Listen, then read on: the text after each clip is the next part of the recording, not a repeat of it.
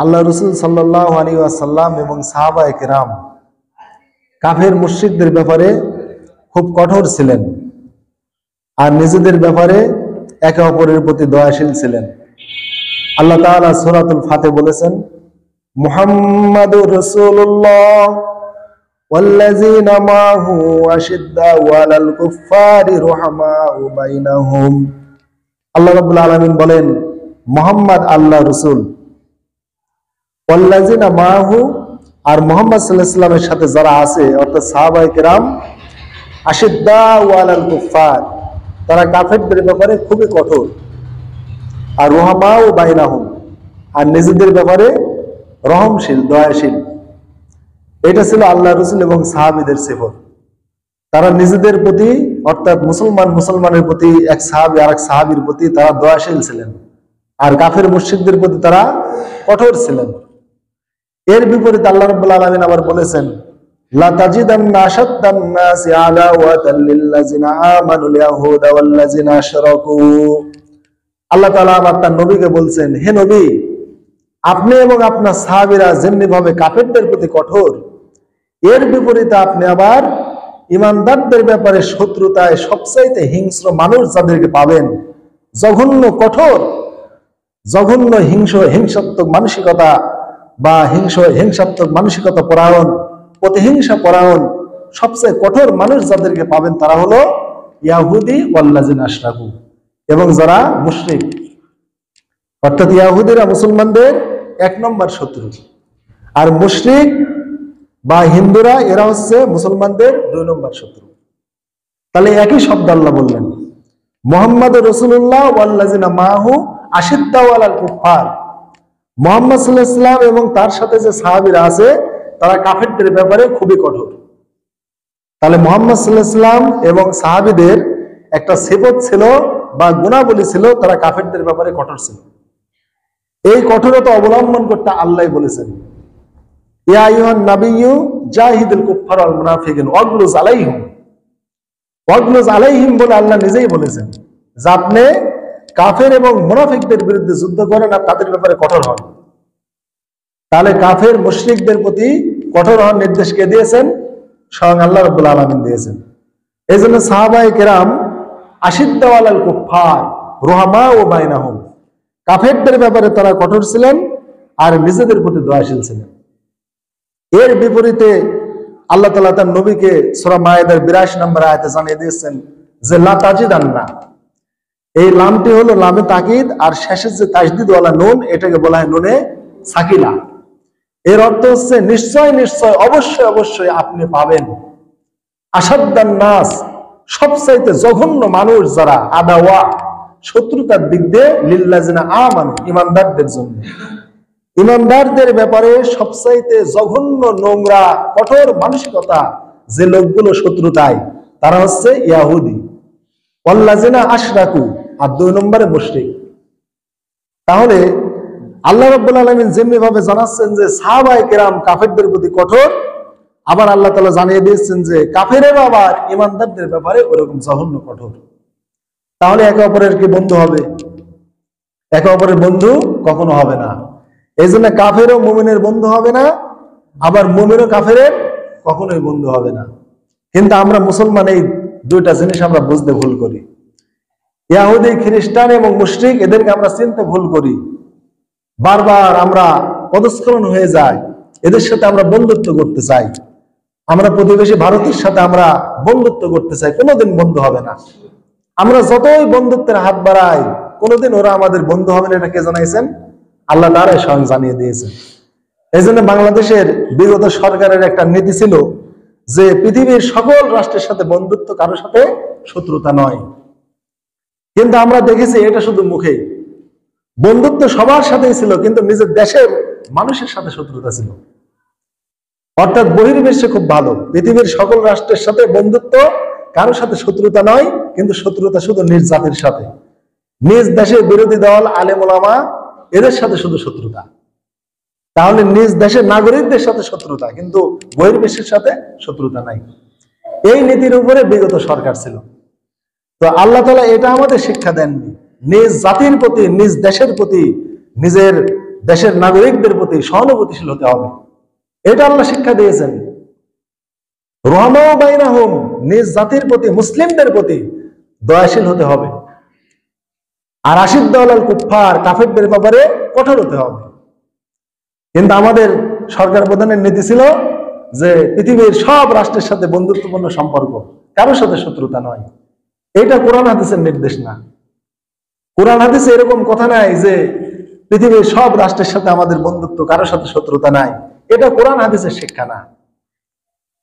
কোরআন হাদিসের শিক্ষা হচ্ছে কাফেরদের ব্যাপারে আল্লাহ কঠোর নিজেই হতে বলেছেন, আর মুসলমান তাদের প্রতি কঠোর না হওয়ার কারণে বারবার ভুল করছে। আমরা ভারতের ব্যাপারে বারবার আমরা দয়া দেখাই, তাদের সাথে বন্ধুত্বের হাত বাড়িয়ে দেয়, কিন্তু তারা আমাদের জীবন কেড়ে নেয়। এই যে পূজা চলে গেল, আমরা মুসলমানেরা তাদের মন্দির পাহারা দিয়েছি। কওমি মাদ্রাসার ছেলে পেলে, জামাত ইসলামের লোক, শিবিরের ছেলে পেলে, এরা হচ্ছে মন্দির পাহারা দিয়েছে। আর ওরা কি দিল? ওরা আমাদের মুখে তাজা রক্ত নিল, ওরা আমাদের জীবন কেড়ে নিল। ব্যারিস্টার সাইফুল ভাই আলিফের জীবনকে তারা কেড়ে নিল। তারা আমরা দিলাম মন্দির পাহারা, তাদের প্রতি বন্ধুত্বের হাত বাড়িয়ে দিলাম, আর তারা আমাদের সাথে শত্রুতাপূর্ণ আচরণ করল। তাহলে দেখেন যে বাংলাদেশের কোন মুসলমান কোন একটা হিন্দুকে হত্যা করেছে? দেখান তো যে বাংলাদেশের কোন একজন মুসলমান কোন হিন্দুকে হত্যা করেছে? কোনদিন কোনো প্রমাণ দেখাতে পারবেন না। বাংলাদেশ, আমরা এত সাম্যবাদী দল, এত সাম্য নীতি আমরা মানি, এত ধর্ম আমরা মানি, কেননা আমাদের ধর্ম আমাদের আদালত শিক্ষা দেয়, আমাদের ইনসাফ শিক্ষা দেয়। মান কতারা মুআহাদান লাম ইয়ারি রাইহাতাল জান্নাহ। আমার রাসূল সাল্লাল্লাহু আলাইহি ওয়াসাল্লাম যেটা বলেছেন, বুখারীতে আছে হাদিসটা, যে কোন মুসলিম রাষ্ট্রে বসবাসরত অন্য জাতিকে যে হত্যা করবে, জান্নাত তো দূরের কথা, জান্নাতে সুঘ্রাণও পাবে না। যদিও 40 বছরের দূরত্বের রাস্তা থেকে জান্নাতে সুঘ্রাণ পাওয়া যায়। তাহলে আমরা হিন্দুদেরকে কেন আমরা হত্যা করি না? আমরা জান্নাত পাবো না তাই। এটা আল্লাহ আমাদের করতে নিষেধ করেছেন। হিন্দুদেরকে হত্যা করতে, ইসলামী রাষ্ট্রে বসবাসরত অন্যান্য জাতিকে হত্যা করতে, তাদের রক্তপাত করতে আমার ইসলাম আমাকে নিষেধ করেছেন। আর আমাদের কোরআনের প্রথম যে নিষেধ, সেটা হচ্ছে লা তুফসিদু ফিল আরদ। কোরআনে আগে বলা হয় নাই যে তোমরা মদ পান করো না, কোরআনে আগে বলা হয় নাই তোমরা জিনা করো না, কোরআনে আগে বলা হয় নাই তোমরা চুরি করো না। এরকম নিষেধাজ্ঞা কোরআনে আগে করা হয় নাই। কোরআনে আগে যে নিষেধাজ্ঞা করা হয়েছে সেটা হচ্ছে লা তুফসিদু ফিল আরদ, এই পৃথিবীতে তোমরা ফাসাদ সৃষ্টি করো না। তাহলে পৃথিবীতে ফাসাদ সৃষ্টি করো না, এই নিষেধাজ্ঞাটা কোরআনের প্রথম নিষেধাজ্ঞা।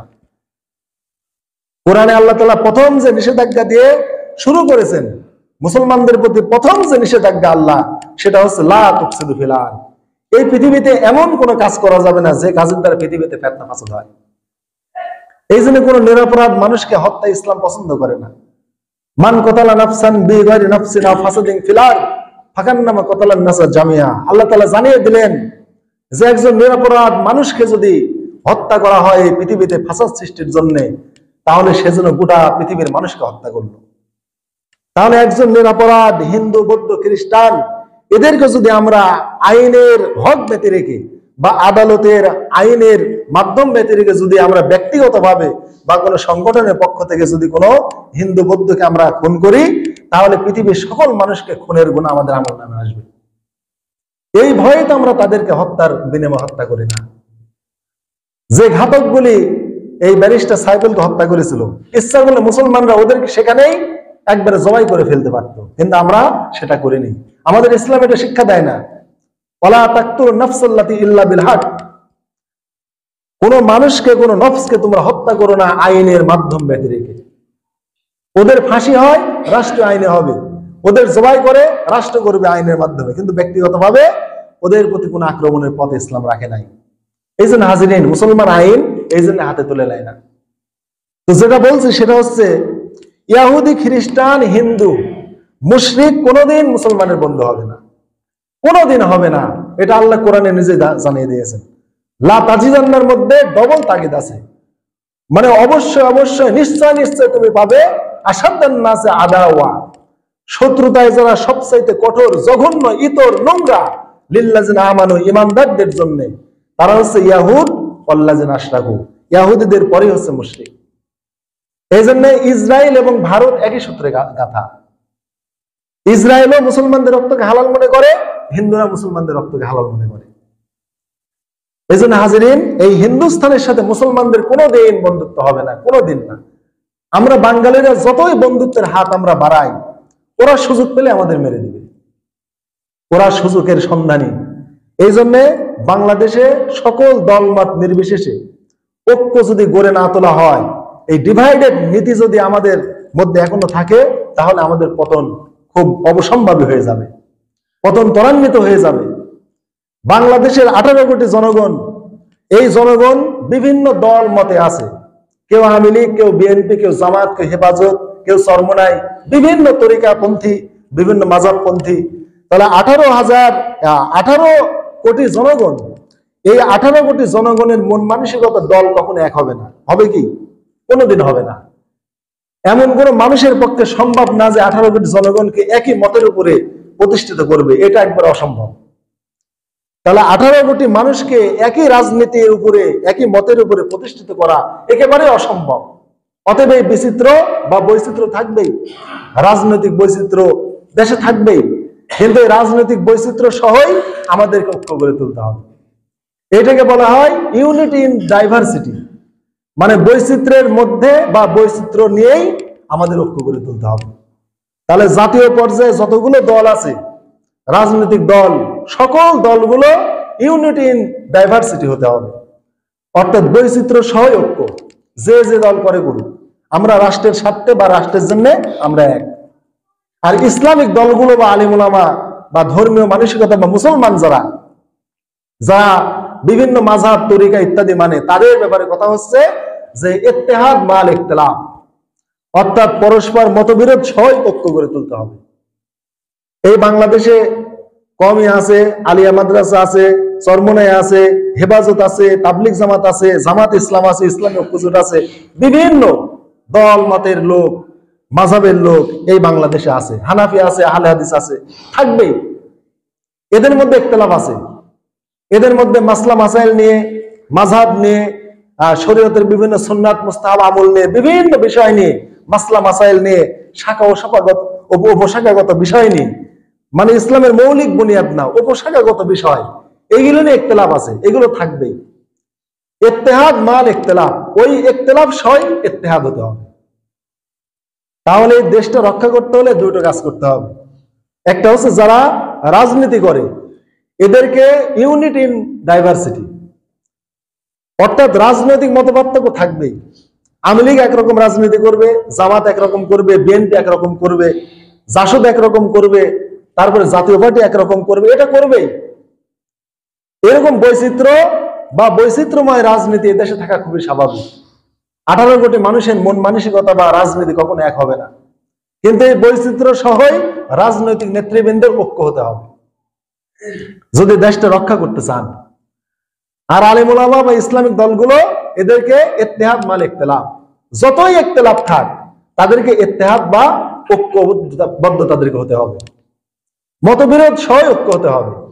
কখনোই এই আমি আগেই বলেছি, এই 5 আঙ্গুলকে কখনো এক সমান করা সম্ভব না। এক মতের উপরে মানুষদেরকে আনা একেবারে অসম্ভব। সাহাবায়ে কেরামও একই মতের উপর ছিলেন না। কোন সাহাবী 3 রাকাত বেতর পড়েছেন, কোন সাহাবী 1 রাকাত পড়েছেন। যিনি 3 রাকাত পড়েছেন 1 রাকাত ওয়ালাকে আপত্তি করেননি, আবার 1 রাকাত যিনি পড়েছেন, 3 রাকাত যিনি পড়েছেন তার প্রতি কোনো আপত্তি করেননি।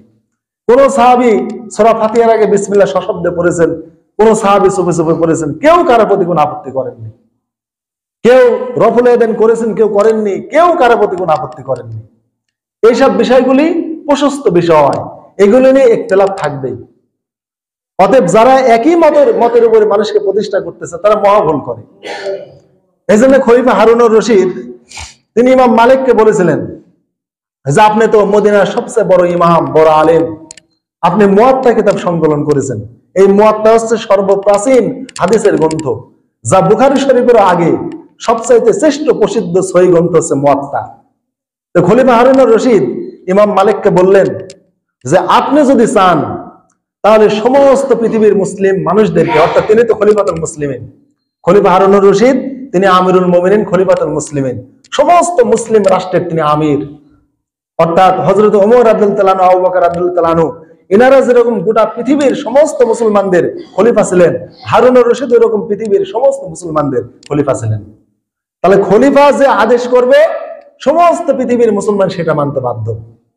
তো ইমাম মালিককে বললেন যে আপনি যদি চান যে আপনার মুয়াত্তা ইমাম মালিকের মধ্যে যে মাসালা আছে বা যে হাদিসগুলো সংকলন করেছেন, যা যে মাসালাগুলো আপনি ইস্তেমবাদ করেছেন, আমি সমস্ত মুসলিম কান্ট্রিতে ঘোষণা করে দেব, সবাইকে বাধ্য করব এই মুয়াত্তা মালিকের মধ্যে যে মাসলাগুলো আছে বা হাদিসগুলো আছে, যে মতবাদগুলো আপনি সংকলন করেছেন, এই মুয়াত্তার উপরে সমস্ত মানুষকে একবারে ইত্তেহাদ করে দেব, মানে ঐক্যবদ্ধ করে দেব, যে ইমাম মালিকের মুয়াত্তায় যে মাসলা আছে এর বাইরে যাওয়া যাবে না, শুধু একক সিদ্ধান্ত আমার এটা, ইমাম মালিকের মাযহাবটা মানতে হবে, ইমাম মালিকের এই কিতাবে যে ফতোয়া আছে এই ফতোয়াটাই শুধু মানতে হবে। অতএব আপনি যদি অনুমতি দেন হে মহামান্য ইমাম মালিক, তাহলে আমি পৃথিবীর সমস্ত মুসলমানকে এই মুয়াত্তা মালিকের মতের উপরে প্রতিষ্ঠা করে দেব, আমি রাষ্ট্রীয়ভাবে ঘোষণা করে দেব। ইমাম মালিক রাহিমাহুল্লাহ তখন বললেন, আমিরুল মুমিনিন আপনি এই কাজ করবেন না। আল্লাহ রাসূলের সাহাবীগণ পৃথিবীর বিভিন্ন প্রান্তে ছড়িয়ে গেছে, অতএব পৃথিবীর বিভিন্ন জায়গায় বিভিন্ন আমল, বৈচিত্র্য আমল প্রতিষ্ঠা হয়ে গেছে। কোন সাহাবী রফুল ইয়াদাইন করেছেন, কোন সাহাবী করেননি, কোন সাহাবী হাত নাভির উপরে বেঁধেছেন, কেউ নিচে বেঁধেছেন। এই যে বৈচিত্র্য আমল গোটা পৃথিবীতে সাহাবায়ে কেরাম রাসূলের ইন্তেকালের পর সাহাবায়ে কেরাম পৃথিবীর চতুর্দিকে ছড়িয়ে গেছে, পৃথিবীর চতুর্দিকে বিভিন্ন বৈচিত্র্য আমল প্রতিষ্ঠিত হয়ে গেছে। অতএব আপনি এই বৈচিত্র্যময় মানুষদেরকে এই বৈচিত্র্য আমলের উপরে থাকতে দেন। রাসূলের সবগুলো আমল সুন্নাত, সব আমলই উম্মতের জন্য মানা জানা পালন করা জরুরি। অতএব মানুষেরা যে যেভাবে যে যে সাহাবীকে ইত্তেবা করছে, অনুসরণ করছে, সেই সেই সাহাবীকে সেই আমলের উপরই মানুষদেরকে থাকতে দেন। আমার এই ফতোয়ার উপরে মানুষকে ঐক্যবদ্ধ করার দরকার নেই। এই হচ্ছে ইমাম মালিকের উক্তি। আর আমরা তো একেবারে অপরকে ধুয়ে মুছে ফেলি। যখন হানাফিরা আহলে হাদিসের সমালোচনা করে, মানে আহলে হাদিসের একবার ইহুদি খ্রিস্টান দালাল বানিয়ে ছাড়ে। আবার আহলে হাদিসেরা যখন হানাফির সমালোচনা করে, হানাফিদেরকে কাফের মুশরিক বানিয়ে ফেলে, যে যারা মাযহাব মানে তারা মুশরিক, এরকম কথা বলে ফেলে। এই জন্য হাজিরিন, কোন মানুষ কখনো সমস্ত বাঙালি মানুষেরা কখনো সমস্ত আহলে হাদিস হবে না, আবার সমস্ত বাঙালি মুসলমান হানাফিও হবে না। এই বৈচিত্র্য আমল থাকবেই। ইমাম মালিক এটা চাইছেন যে এই বৈচিত্র্য আমল থাক। ইমাম আবু হানিফা আমরা যে মাযহাবটা মানি, তিনিও চেয়েছেন এই বৈচিত্র্যময় আমল থাক। তাই তো ইমাম ইয়াকুবকে বলেছেন, যিনি তার 1 নম্বর ছাত্র, ওয়াই হাকা ইয়াকুব, এ কপাল পরে ইয়াকুব, তুমি তো আমার ছাত্র, আমি যে ফতোয়া আজকে দিচ্ছি এটা তুমি লেখো না। আজকে যেটা দিচ্ছি, কালকে যদি এর চেয়ে সহিহ হাদিস পাই, সেই সহিহ হাদিস অনুযায়ী আমি ফতোয়া দেব। আবার কালকে যে ফতোয়া দেব, পরের দিন পরশু যদি আমি এর চাইতে উত্তম কোন হাদিস পাই, সেই অনুযায়ী আমি ফতোয়া দেব, আর পিছনে গুলো আমি ত্যাগ করব। অথবা আমি যা বলি সেগুলি লেখো না। এই জন্য ইমাম আবু হানিফা তার যুগে তিনি ফতোয়া লিখতে দিতেন না, এবং আবু হানিফা নিজ হাতে কোনো ফতোয়া লেখেন নাই। পরবর্তীতে তার শিষ্যরা বা তার ছাত্ররা বা তার মাযহাবের অনুসারীরা ফিকহের গ্রন্থ লিখেছে। আবু হানিফা কোনো ফিকহের গ্রন্থ লেখেন নাই নিজ হাতে। তো এই হচ্ছে ইমাম আবু হানিফা। এই জন্য তিনি বলেছেন, ইজা সহাল হাদিস ফা মাযহাবি, যখন হাদিস সহিহ হবে সেটাই আমার মাযহাব। আজও যদি আমরা কোন সহিহ হাদিসের উপর আমল করি, ওটাই হানাফি মাযহাব। যদি আজও আমরা কোন হাদিস সহিহ পাই, বা কোন মুহাদ্দিস যদি কোন হাদিসকে সহিহ প্রমাণ করতে পারে যে হাদিসটা সহিহ, আর হানাফি মাযহাবের এই আমলটা দুর্বল, দুর্বল হাদিস দ্বারা প্রমাণ, আর এই আমলটা সহিহ হাদিস দ্বারা সাবেত, তাহলে দুর্বল আমলটা ত্যাগ করে সহিহ হাদিসের প্রতি আমল করাই আবু হানিফার নির্দেশ। এই জন্য আবু হানিফা যে মাসালাগুলো দিয়েছেন, তার 3 ভাগের 1 ভাগ মাসালায় তার ছাত্ররা বিরোধিতা করেছেন। আবু হানিফার মাসালার 3 ভাগ করে 2 ভাগ রেখেছেন, আর 1 ভাগ বাদ দিয়েছেন। যে আবু হানিফার এই 1 ভাগ মাসালা লেখা যাবে না, এই 1 ভাগ মাসালার বিরুদ্ধে সহিহ হাদিস আছে, ওই হাদিস অনুযায়ী তার ছাত্ররা ফতোয়া দিয়েছেন। যেমন আবু হানিফা রাহিমাহুল্লাহ বলেছেন, সালাতুল ইস্তিসকা বা বৃষ্টির জন্য কোনো নামাজ নাই। এই যে আমাদের দেশে গরমের দিনে বৃষ্টির জন্য মাঠে গিয়ে বা ঈদগাহে গিয়ে নামাজ পড়ে, আবু হানিফা রাহিমাহুল্লাহ বলেছেন যে বৃষ্টির জন্য কোনো নামাজ নাই, বরং তোমার আল্লাহর কাছে দোয়া করবে। দোয়া করারও সহিহ হাদিস আছে, সহিহ বুখারীতে আছে। আল্লাহ রাসূল মেম্বারে দাঁড়িয়ে খুতবা দিচ্ছেন, এক লোক এসে বললে, ইয়া রাসূলুল্লাহ, মানে খরায় সবকিছু শেষ হয়ে যাচ্ছে। রাসূল হাত তুলে দোয়া করলেন, আল্লাহ বৃষ্টি দাও। তারপরে আল্লাহ 1 সপ্তাহ বৃষ্টি দিলেন। পরের দিন লোক এসে আবার বললে, ইয়া রাসূলুল্লাহ, সবকিছু শেষ হয়ে গেল, মানে একবারে ঘর বাড়ি ধ্বংস হয়ে গেল, সব ক্ষেত খামার সব মানে ডুবে গেল, তাড়াতাড়ি বৃষ্টি বন্ধে দোয়া করেন। আল্লাহ রাসূল আবার হাত তুলে বললেন, আল্লাহুম্মা হাওয়ালাইনা ওয়ালা আলাইনা, আল্লাহ আমাদের যথেষ্ট বৃষ্টি হয়েছে, আর লাগবে না, আপনি অন্যদিকে দেন।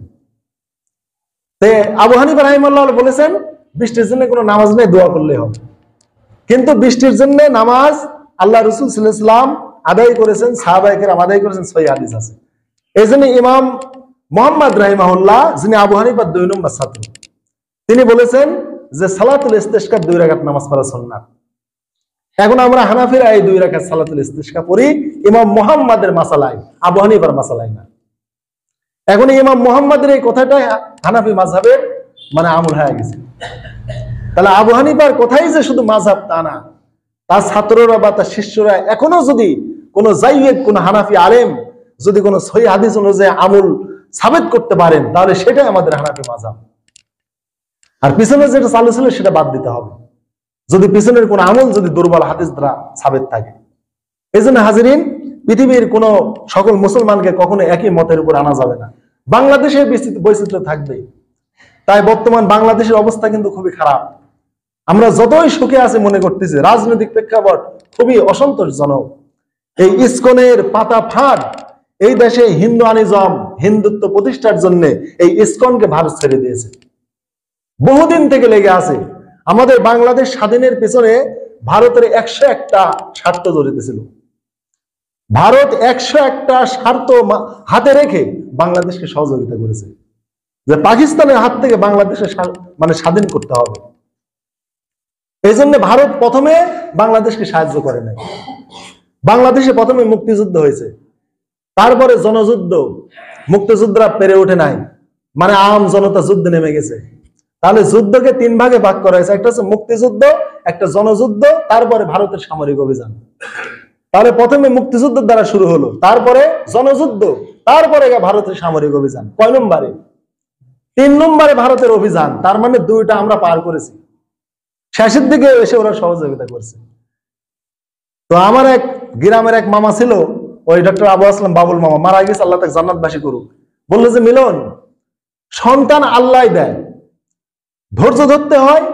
যে আল্লাহ পেটের মধ্যে সন্তানকে আল্লাহ রাখতে পারে, সে আল্লাহ তাকে অবশ্যই পেট থেকে বের করতে পারে। মানুষ তাড়াহুড়া করে, সিজার করতে হবে, তাড়াতাড়ি ইঞ্জেকশন মেরে প্রসব বেদনা বাড়াতে হবে, এত তাড়াহুড়া করা লাগে না, আল্লাহর প্রতি ডিপেন্ড করতে হয়। তো মনে করো যে আল্লাহর প্রতি যে কেউ ডিপেন্ড করে তার নর্মালি সন্তান হবে, কিন্তু আল্লাহর প্রতি তারা ডিপেন্ড করে না। উনি আমার মামা, আমাকে ভাগ্নি বলতেন, খুবই স্নেহ করতেন।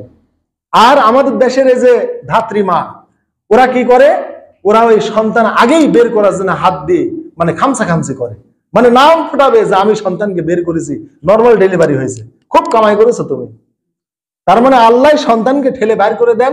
কখন থেকে বাংলাদেশ মানে এই জমিনে তার নিঃশ্বাস চালু হবে, তার অক্সিজেন গ্রহণ করবে, কখন থেকে মায়ের দুধ পেটে যাবে, সব আল্লাহর বাজেটে আছে। অথবা শেষে টান মেরে খালি ধাত্রী কোলে তুলি, ছাওয়াল কাঁদা খালি টাকা আদায় করা, ধৈর্য ধরতে হয়। তো ভারত এই শেষে আসি মনে করেন, মানে স্বাধীনতা প্রায় হওয়ার মধ্যেই শেষের দিকে আসে একটু হাতে তুলি, মনে করছে আমি সন্তান খালাস করেছি। কিন্তু প্রথম যে প্রসব বেদনা উঠেছিল মায়ের, সে মা জানে। এই উদাহরণটা এই জন্যই দিচ্ছি, শেষের দিকে ওরা এসে একটু সহযোগিতা করছে, আর আমরা একবার ওদের দিকে ঘুরে গেছি। তো কিন্তু সহযোগিতা কেন করলো?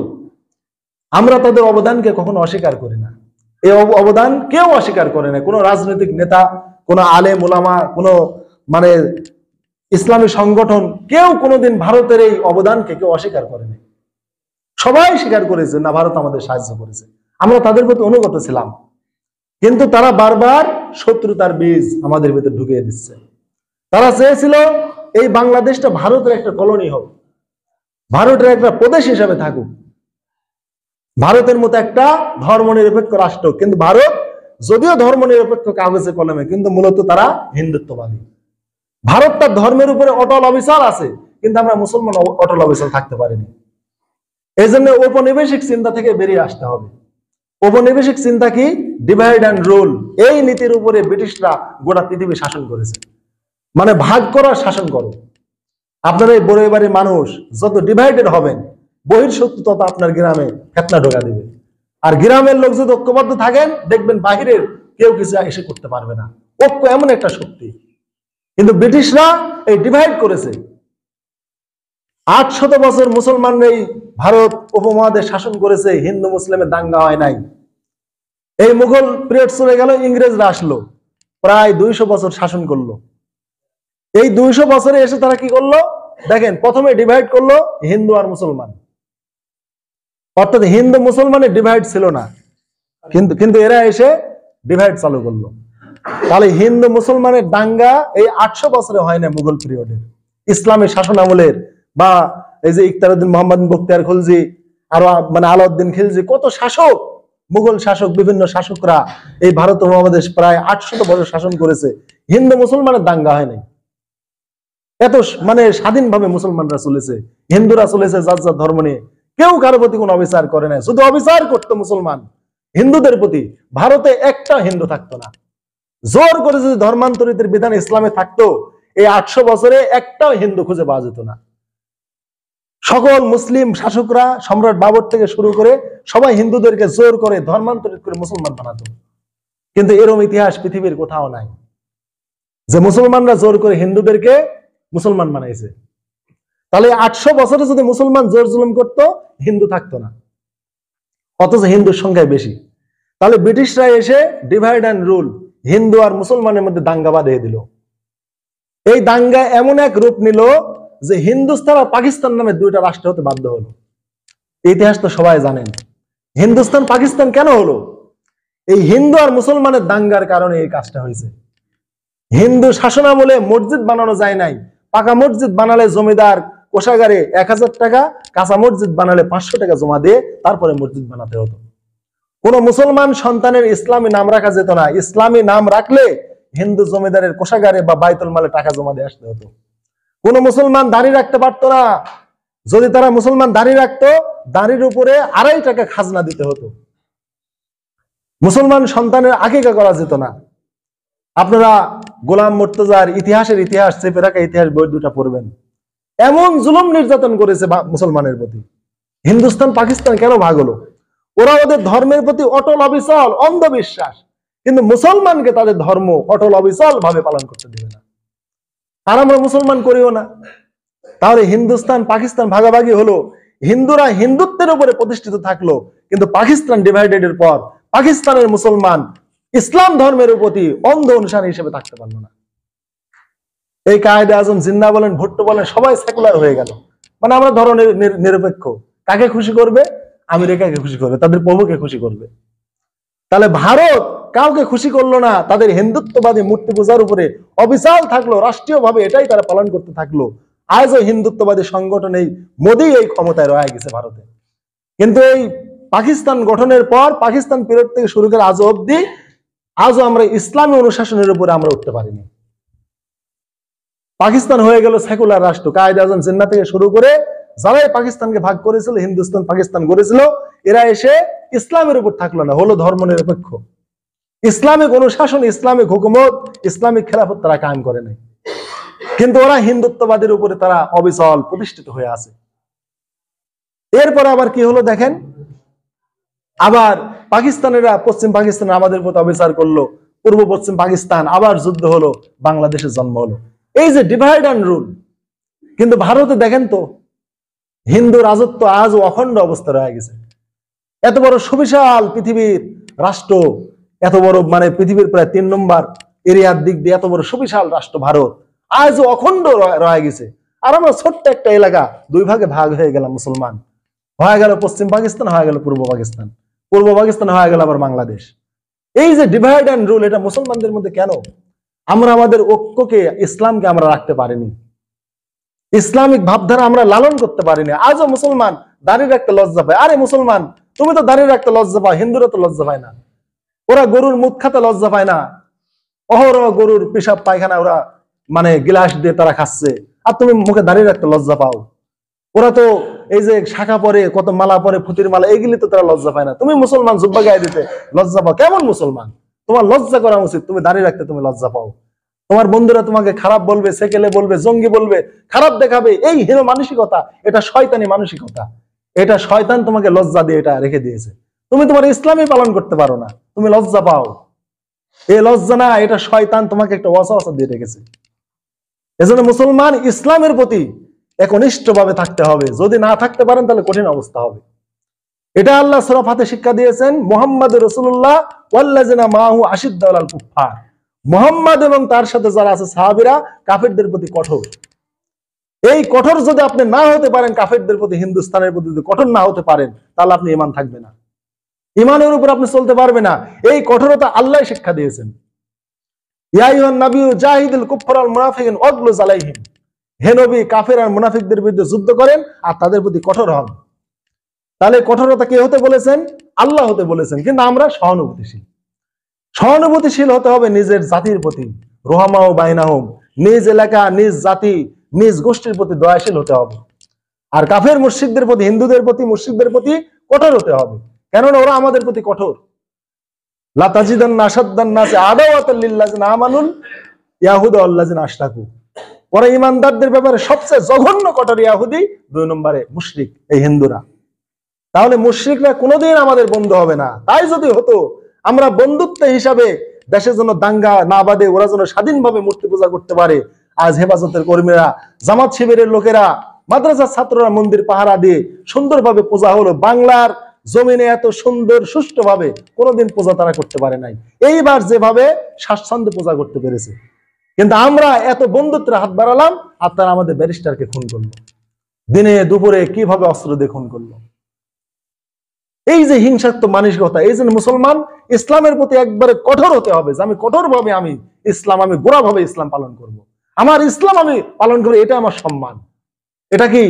এটা আমার সম্মান। আমার ইসলাম পালন করে আমার সম্মান, আমার দাড়ি রেখে আমার সম্মান, আমার জুব্বা পরে আমার সম্মান, আমার পাগড়ি পরে আমার সম্মান।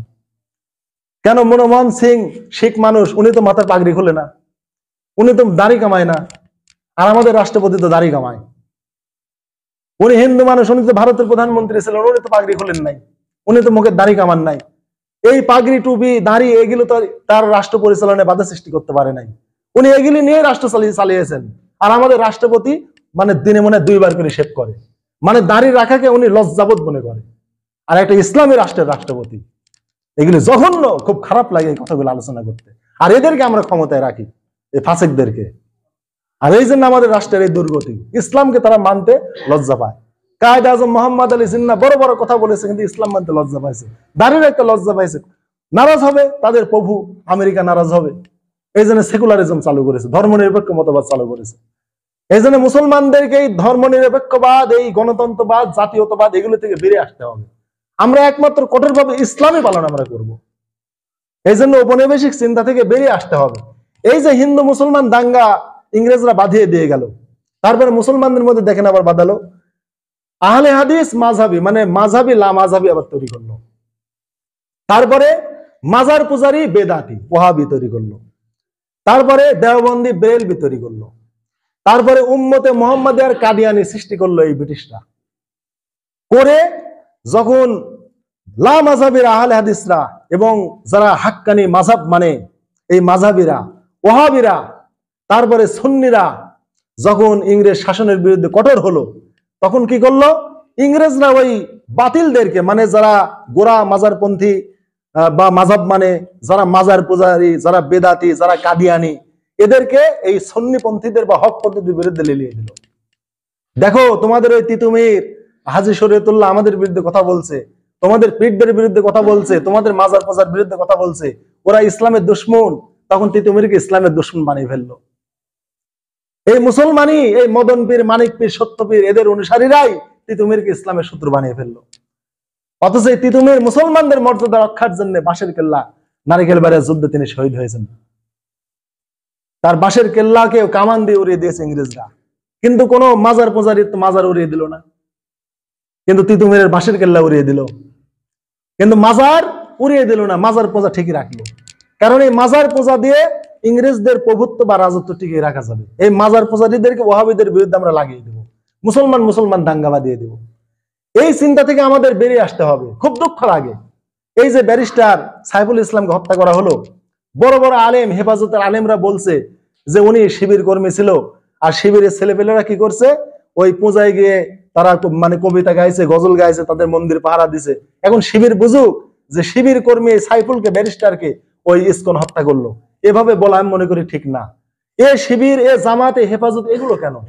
বলতে হবে এই সাইফুল ইসলাম মুসলমান, একজন মুসলমানের রক্তকে ইসকন কেড়ে নিল, একটা মুসলমানের জীবন কেড়ে নিল। এই ঔপনিবেশিক চিন্তা, অমুক শিবির, অমুক জামাত, অমুক হেফাজত, অমুক তাবলিগ, এগুলো তো ঔপনিবেশিক চিন্তা, ঔপনিবেশিক ভাবধারা। আর এই চিন্তা যখন আমার আসবে, ও তো শিবির করতো, যাক মারা গেছে গেছে, ও তো হেফাজত করতো, মারা গেছে গেছে, ও তো তাবলিগ করতো, মারা গেছে গেছে, আমার দলের কেউ না। কিন্তু উনি যে মুসলমান, এই চিন্তা আমার ভিতরে আসে না। আসে না কেন? ওই ঔপনিবেশিক চিন্তা, একটা কলোনিক্যাল একটা চিন্তা, ওই যে ডিভাইড অ্যান্ড রুল দিয়ে গিয়েছে, যে ডিভাইড করো আর শাসন করো। উচিত ছিল এই ব্যারিস্টার সাইফুল একজন মুসলিম, তিনি মুসলমানের সন্তান, তিনি মুসলিম ব্যারিস্টার, তার রক্ত নেওয়া হয়েছে, এই রক্তের বদলা আমরা নেব, এই কথা বলা উচিত ছিল।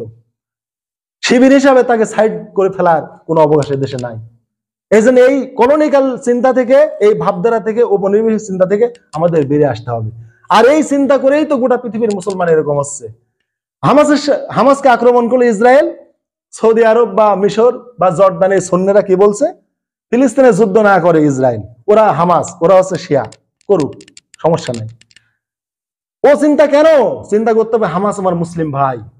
একজন মুসলমান যতক্ষণ কাফের না হবে ততক্ষণ তাকে মুসলিম হিসাবে গণ্য করতে হবে।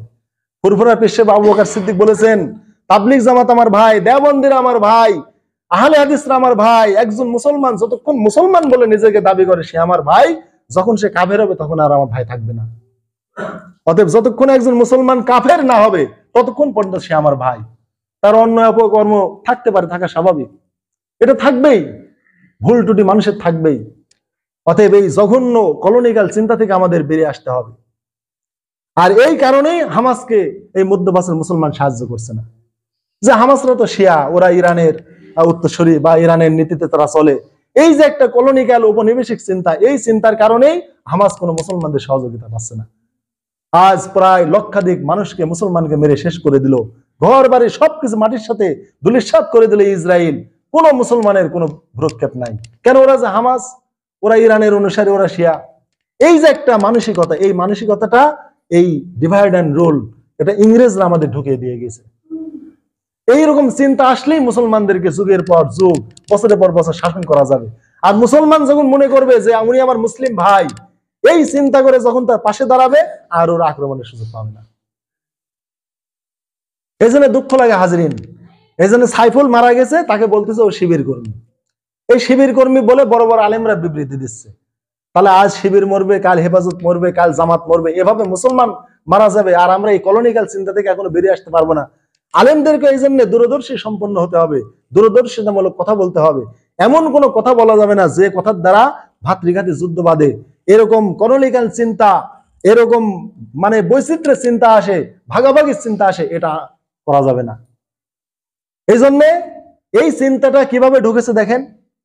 জামাত ইসলাম যুদ্ধ অপরাধ, জামাত ইসলামের লোক রাজাকার, এই তথ্য আমরাও জানতাম যে জামাত ইসলাম রাজাকার, জামাত ইসলাম যুদ্ধ অপরাধী। কিছুদিন আগে একটা বই পড়লাম, যে বইয়ের কথা গতদিন বলেছিলাম, আমার দেখা রাজনীতির 50 বছর, আবুল মনসুর আহমদের 608 পৃষ্ঠা, একটা পৃষ্ঠা পড়েন। দেশদ্রোহী, যুদ্ধ অপরাধ কি বলা হয়, কাকে বলা হয়? এই আবুল মনসুর আহমদ তার আমার দেখা রাজনীতির 50 বছর এই বইয়ের 608 পৃষ্ঠা উনি বলছেন, দেশদ্রোহী হয় হচ্ছে দেশ স্বাধীনের পর, দেশ স্বাধীনের আগে নয়। কোন দেশ স্বাধীনের পর ওই দেশের যারা ক্ষতি সাধনের চেষ্টা করে তারাই দেশদ্রোহী।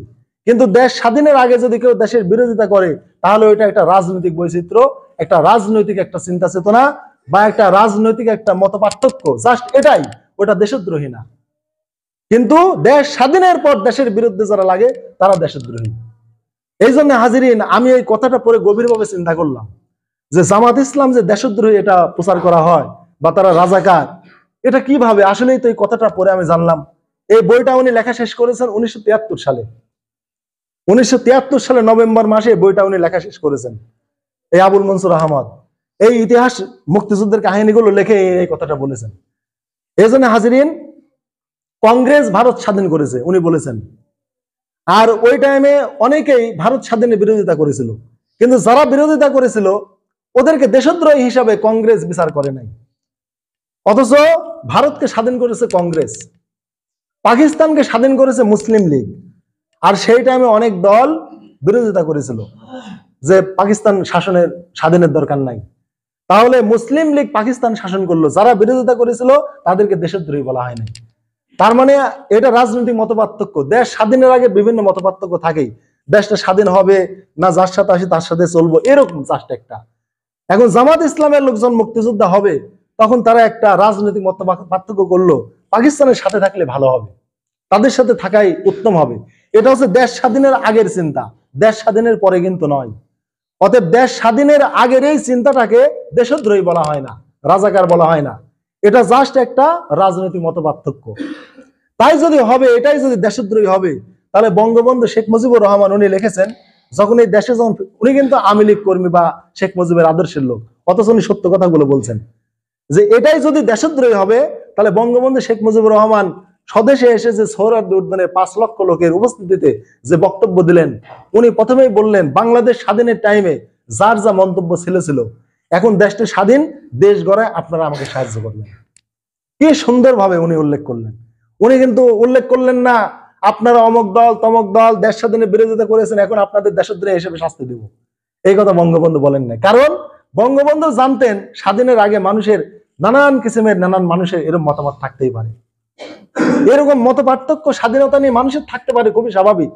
কিন্তু বঙ্গবন্ধু যখন বললেন স্বাধীনতার টাইমে যার যার মতামত যা থাকে থাকুক, এখন দেশটা স্বাধীন, দেশ গড়ে আপনারা আমাকে সাহায্য করেন, এই কথা বলার পরে দেখেন তো জামাত ইসলামের লোক মুজিবের বিরুদ্ধে গিয়েছিল কিনা। যদি যায় তাহলে জামাত ইসলাম সত্যি দেশদ্রোহী। কিন্তু আপনারা প্রমাণ করেন, দেখেন জামাত ইসলামের লোক এই মুজিবের কথা শুনে তখন প্রতিবাদ করেছিল কিনা, নাকি শেখ মুজিবের সাহায্য করেছিল।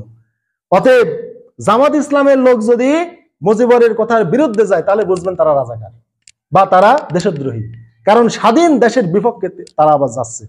কিন্তু দেখেন আমার জানা মতে গবেষণায় জামাত ইসলাম বাংলাদেশ স্বাধীনের পর স্বাধীনতার বিরুদ্ধে আর কোনো কথা বলেন নাই, দেশ গড়ার পিছনে তারা লেগেছেন। কিন্তু একটা গ্রুপ তাদেরকে দেশদ্রোহী, তাদেরকে রাজাকার, যুদ্ধ অপরাধী এই হিসেবে প্রমাণের জন্য উঠে পড়ে লেগেছিল। আজকে বাংলাদেশে ইসলামী ব্যাংক, ইসলামিক হাসপাতাল, যতগুলো উন্নয়নমূলক কাজ কারা করেছে? এই জামাত ইসলাম করেছে। কিন্তু তারা দেখেন তো কিছু করেছে কিনা। তারা বারবার এদেরকে বলেছে রাজাকার, দেশদ্রোহী, কিন্তু এখন তারাই দেশদ্রোহী দেশের বাইরে, ঠিক কিনা? তারাই দেশদ্রোহী হয়ে, রাজাকার হয়ে দেশের ক্ষতি করে, দেশের অর্থ সম্পদ লুটপাট করে তারা এখন দেশের বাইরে। হাজিরিন, মুসলিম শরীফের একটা হাদিস আছে, কোন মুসলমানকে তুমি কাফের বলো না, যদি কোন মুসলমান অপর মুসলমানকে কাফের বলে, সে যদি কাফের না হয়, যে বলবে সে হবে। এই জন্য জামাত ইসলামকে যুদ্ধাপরাধ বলেছে, দেশদ্রোহী বলেছে, রাজাকার বলেছে, কিন্তু জামাত ইসলাম মূলত দেশদ্রোহী নয়। এই জন্য আল্লাহ তাআলা ফতোয়াটা তাদের ঘাড়ে আল্লাহ দিয়ে দিয়েছেন। এই জন্য একজন মানুষকে আপনি শয়তান বলবেন, কিন্তু সে শয়তান না, তাহলে আপনি শয়তান হয়ে যাবেন। একজন মানুষকে যদি আপনি কাফের বলেন, সে কাফের না, আপনি কাফের হবেন। সহিহ মুসলিমের হাদিস। একজন মুসলমানকে আপনি বলবেন মুনাফিক, সে মুনাফিক নয়, আপনি মুনাফিক হয়ে যাবেন। এই ফতোয়াটা আল্লাহ রাসূল বলেছেন যে একজনের ঘাড়ের উপর আসবেই। অতএব একটা মুসলমানকে অভিযোগ চিন্তা ভাবনা করে দিবেন। আর আল্লাহ রাসূলের তারগিবের একটা সহিহ হাদিস, কোন মুসলমানের প্রতি যদি অপবাদ দেন, জাহান্নামীদের রক্তপুঞ্জ ডেন দিয়ে গড়ে যে সাগরে জমা হবে, ওই সাগরে এই অপবাদকারীকে চুবানো হবে, ওখানে সে সাঁতরাতে থাকবে। আর আল্লাহ বলবেন অমুককে রাজাকার বলেছিলে, অমুককে দেশদ্রোহী বলেছিলে, অমুককে না জঙ্গি বলেছিলে, আজকে ওইটা প্রমাণ করে তুমি এখান থেকে বেরিয়ে আসো। হাজিরিন, সেদিন কি পারবেন ওই সাইদি সাহেবকে রাজাকার বানাতে, জেনাকারী বানাতে? প্রমাণ করতে পারবেন? বেশ্যাদেরকে সেদিন খুঁজে পাবেন কার সাথে উনি বেশ্যাবৃত্তি করেছিলেন, নাউজুবিল্লাহ। একটা আলেমের চরিত্র কত বড় কলঙ্ক দেন। একজন আলেমকে আপনি কিভাবে জঙ্গি বানান, মামুনুল হকের প্রতি কিভাবে আপনি অপবাদ দিয়েছেন, একটা নারীকে আপনি তৈরি করে কিভাবে তার চরিত্র নষ্ট করেছেন। এই যে কাজগুলো যে আপনারা করেছেন, কিয়ামতের দিন ওই সাগরে আপনি হাবুডুবু খাবেন। আর আল্লাহ বলবেন যার প্রতি অপবাদ দিয়েছো ওইটা আজকে প্রমাণ করে তুমি উঠে আসো। যতক্ষণ প্রমাণ না করতে পারবে ওই সাগরেই তুমি হাবুডুবু খাবে। কত বড় বড় কেস চালিয়েছেন, চাপিয়েছেন আলেম ওলামার প্রতি, মানুষের প্রতি, এগুলি বলতে হৃদয় রক্তকরণ হয়ে যায়। হাজিরিন, এই জন্য আল্লাহ তাআলা মানুষকে ফতোয়া চিন্তা ভাবনা করে দিবেন। কোন মানুষকে রাজাকার, দেশদ্রোহী, কাফের, মুনাফিক চিন্তা করে বলবেন। যদি সে সেটা না হয়, সত্যিই আপনার ঘরে ওটা এসে পড়বে। এটাই সহিহ মুসলিমের হাদিস। এই জন্য ইমাম গাজালি বলেছেন, মূর্খরাই অপরকে কাফের বলে। আরে অপরকে কাফের বলার মধ্যে রিস্ক আছে, তুমি রিস্কে কেন যাবে? কারণ সে যদি কাফের না হয়, তুমি হয়ে যাবে। তাহলে অপরকে কাফের বলার মধ্যে মহা রিস্ক আছে, মহা রিস্ক। ঈমান হারানোর ভয় আছে, কারণ সে যদি কাফের না হয়, তাহলে আমি কাফের হয়ে যাব। এত সাংঘাতিক কথা। এই জন্য মুসলমানের ব্যাপারে কথা বললে চিন্তা করে বলতে হবে। হাজিরিন, তো এই জন্য হাজিরিন, যেটা বলছি, রাজনৈতিক দলগুলির মধ্যে ইউনিটি ইন ডাইভার্সিটি হতে হবে, বৈচিত্র্য নিয়েই সকলকে ঐক্য করে তুলতে হবে। এখন ডক্টর ইউনূস আছেন, উনি দেশের প্রধান, ওনার নেতৃত্বে শক্ত করতে হবে, গোটা দেশের লোক এক হতে হবে। কোনোদিন ভারত আমাদের সাথে কোনো কিছুতে পারবে না ইনশাল্লাহ। আর পাকিস্তানকে আর শত্রু মনে করার দিন আর নাই। এখন পাকিস্তান বলে তুমি কে আমি কে, বাংলাদেশ বাংলাদেশ। এখন পাকিস্তান পাল্টে গেছে, ওই ইয়াহিয়া ভুট্টো খান আর ওই অমক তমক আর নাই, এখন আলাদা। তারা আমাদের মুসলিম ভাই, তাদেরকে এইভাবে আর কতদিন ঘৃণার চোখে দেখবেন? এখন যদি আল্লাহ না করুক, ভারত যেভাবে ক্ষেপে আছে, ওদের এমপি মন্ত্রীরা যুদ্ধের হুমকি দিচ্ছে বাংলাদেশকে, ডাইরেক্ট হুমকি দিচ্ছে। এর আগে 20 বারের মতো যুদ্ধ হয়েছে আমাদের বিডিআর এর সাথে, একটা যুদ্ধ ভারত পারে নাই, একটা যুদ্ধও পারে নাই। এই জন্যই তো ওই বিডিআর বিদ্রোহ করে ওই জওয়ানদেরকে দুনিয়া থেকে বিদায় করে দিল। এটা একটা ভারতের প্রতিশোধ ছিল, এটা একটা ভারতের প্রতিশোধ ছিল। ফ্যাসিবাদীর দ্বারা ওই প্রতিশোধটা নিয়ে নিয়েছে। এই জন্য বঙ্গবন্ধুর দ্বারা ওদের ফ্যাসিবাদী ধর্ম নিরপেক্ষ মতবাদ চালু করতে পারে না। বঙ্গবন্ধু নিজেকে মুসলমান বলে পরিচয় দিয়েছেন, কিন্তু শেখ হাসিনার দ্বারা ভারত অনেকাংশে সফলতা লাভ করেছে। এই ইসকন দিয়ে, অমক দিয়ে, তমক দিয়ে, বিভিন্ন ইয়া দিয়ে অনেকখানি ভারত এগিয়ে গেছে। এই জন্য ভারত তাকে একবারে পেটে টেনে নিয়েছে। চিন্তা করতে হবে, দেশটা বিক্রি করে খাওয়া যাবে না। যা হয়েছে হয়েছে অতীতে, এখন আমরা ঐক্য হব, না হলে আমাদের ভবিষ্যৎ বংশ এই দেশে থাকা কঠিন হবে। যুদ্ধ এমন একটা জিনিস, একবার যদি বেঁধে যায়, বের হওয়া খুব কঠিন। আজকে 1 বছর 2 বছর 1 বছর পেরিয়ে গেল, আজকে ফিলিস্তিন যুদ্ধ থেকে বেরিয়ে আসতে পারলো না। যদি মতো মনে করবেন না, যুদ্ধ কি সাংঘাতিক জিনিস। একবার যদি শুরু হয়ে যায়, এই স্বাধীন মাতৃভূমিতে আমরা এভাবে থাকতে পারবো না। ওই মাঠে গিয়ে আজ পেঁয়াজ লাগাতে স্বাধীনভাবে পারবেন না। এত মানে নিচু মনে করবেন না, ছোট মনে করবেন না। বর্তমান পরিবেশ পরিস্থিতি উত্তপ্ত, ভারত এমন উগ্রভাবে আমাদের প্রতি লেগে আছে, এত উস্কানি দিচ্ছে। এই চিন্নার কিছু হলে পারে ওরা দেখে নেবে, ওরা যুদ্ধের হুমকি ধমকি দিচ্ছে। একবার যদি একটা বোম ফেলায়, আমরা যদি পাল্টা ফেলে যদি লেগে যায়, আল্লাহ না করুক, কত বছর যে যুদ্ধ স্থায়ী হবে আপনারা কল্পনা করতে পারবেন না। কত মানুষ মারা যাবে, কি অবস্থা হবে, এটা আল্লাহ রাব্বুল আলামিন ভালো জানে। এই জন্য এইখান থেকে আল্লাহ আমাদের বেরিয়ে আসার তৌফিক দিক। আর আমরা যদি ঐক্যবদ্ধ থাকি, পৃথিবীর কোনো শক্তি আমাদেরকে কিছু করতে পারবে না। এই জন্য আমেরিকার মতো সুপার পাওয়ার আপনার ভিয়েতনামে যুদ্ধ করেছিল, ছোট্ট রাষ্ট্র, দুর্বল রাষ্ট্র, রাষ্ট্রের জনগণ ঐক্যবদ্ধ ছিল। আমেরিকার মতো সুপার পাওয়ার পারে নাই, শুধু ঐক্যের কারণে। আফগানিস্তানের মুসলমানদের মধ্যে ঐক্য আছে, ঐক্যের কারণে সোভিয়েত ইউনিয়ন, রাশিয়া হেরে গিয়েছে আফগানিস্তানের কাছে। আমেরিকার মতো পরাশক্তি 20 বছর যুদ্ধ করার পর বিড়ালের মতো লেজ গুটে আফগানিস্তান থেকে পালিয়ে গেছে, শুধু মুসলমানদের ইমানের উপর ইস্তেকামত থাকার কারণে, ইসলামের প্রতি ইস্তেকামত থাকার কারণে, আর রাষ্ট্রীয় সংহতি ঐক্য থাকার কারণে তারা পারে নাই। এই জন্য আমাদের বাংলাদেশ হোক ছোট রাষ্ট্র, আমাদের সব আছে, আমাদের বিপদে পাকিস্তান ইনশাল্লাহ আমাদের সাহায্য করবে। পাকিস্তান বসে থাকবে না, ওরা মুসলমান। ওরা দেখবেন যে ওরা যে আমাদের মানে অবিচার করেছিল এককালে, হঠাৎ যদি আল্লাহ না করুক ভারতের সাথে যুদ্ধ বেঁধে গেলে, ওরা তার মানে খেসারত দিবে যে আমরা আমাদের বাঙালি ভাইয়ের প্রতি এককালে জুলুম করেছিলাম, এখন এই মাজলুমদের পক্ষে, এখন মানে জালেমদের বিপক্ষে একটু যুদ্ধ করে আমরা একটু খেসারত দিই। তারা খেসারত দিতে প্রস্তুত আছে, তারা অনুতপ্ত।